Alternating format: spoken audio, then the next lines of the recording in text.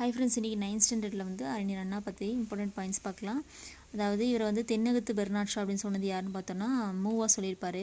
அப்புறம் பார்த்தோன்னா சிவாஜி கண்ட இந்து சாம்ராஜ்யம், அப்புறம் வந்து இன்ப ஒளி, இதெல்லாம் இவருடைய இம்பார்ட்டன்ட் புக்ஸு. தென் வந்து பார்த்தோன்னா 1935 வந்து சென்னையில் பெத்தநாயகம்பேட்டையில் கோவிந்தப்ப நாயக்கன் ஸ்கூலில் வந்து ஆங்கில ஆசிரியராக ஒர்க் பண்ணியிருப்பார். அப்புறம் வந்து ஹோம் ரூல், ஹோம்லேண்டு, நம் நாடு, திராவிட நாடு, மாலைமணி, காஞ்சி, அந்த மாதிரி இதழ்களில் வந்து ஆசிரியராகவும், அதே குடியரசு விடுதலையில் வந்து துணை ஆசிரியராகவும் வந்திருப்பார்.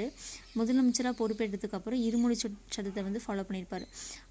அதுக்கப்புறம் சென்னை மாகாணத்தை வந்து தமிழ்நாடுன்னு பேர் மாற்றினதில் வந்து இவருக்கு வந்து ஒரு பெரிய பங்குன்னு சொல்லலாம். January 14, 1969 வந்து இந்த நேம் வந்து சேஞ்ச் பண்ணியிருப்பாங்க. அப்புறம் பார்த்தோன்னா இம்பார்ட்டண்ட்டான லைப்ரரிஸ் பார்த்தோன்னா ஆசியாவிலேயே மிக பழமையான லைப்ரரி பார்த்தோன்னா தஞ்சை சரஸ்வதி மஹால் நூலகம்.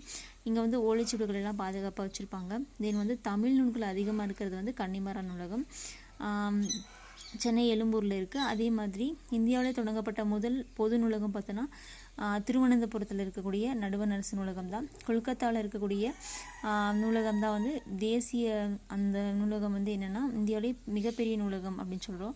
1953 தான் இந்த பொதுமக்கள் பயன்பாட்டுக்கு வந்துச்சு. இது வந்து ஒரு ஆவண காப்பகமாகவும் இருக்குது அப்படின்னு சொல்கிறாங்க. தென் வந்து உலகத்திலே மிகப்பெரிய நூலகம் பார்த்தோன்னா லைப்ரரி ஆஃப் காங்கிரஸ்ன்னு சொல்லுவோம்.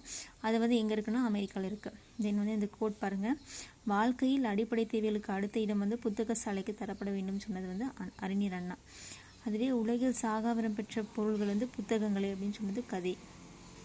தென் வந்து சீர்காழி அரங்கநாதனுடைய பிறந்த நாள் தான் வந்து நம்ம வந்து நூலக தினமாக கொண்டாடுறோம். எப்போனா August 9.